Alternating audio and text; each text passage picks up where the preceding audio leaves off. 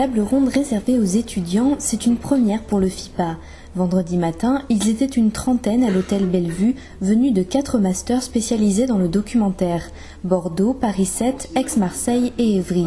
Face à eux, 4 invités très attendus. 2 producteurs, Cédric Pictorov et Olivier Denisot, une chargée de production, Nadège Labbé, et un réalisateur, Steve Thielman. L'occasion pour les jeunes de partager l'expérience des professionnels.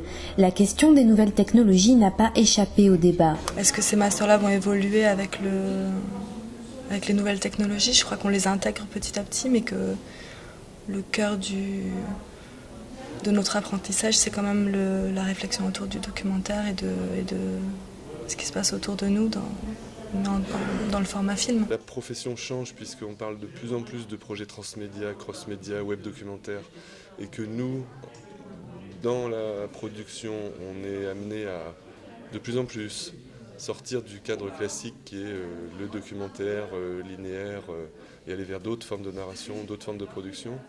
Il y a de l'avenir si les programmes pédagogiques suivent l'évolution de la profession. Olivier Denisot reste méfiant vis-à-vis du web. Les étudiants doivent en profiter, mais tout miser dessus est un pari risqué. C'est une chance de se faire connaître et reconnaître.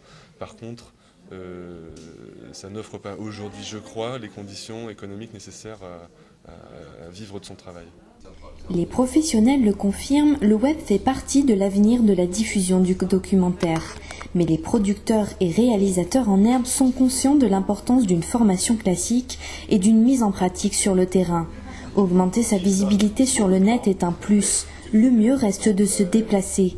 Le nouveau rendez-vous du FIPA est une chance pour les étudiants de se faire conseiller et parfois même de se faire remarquer.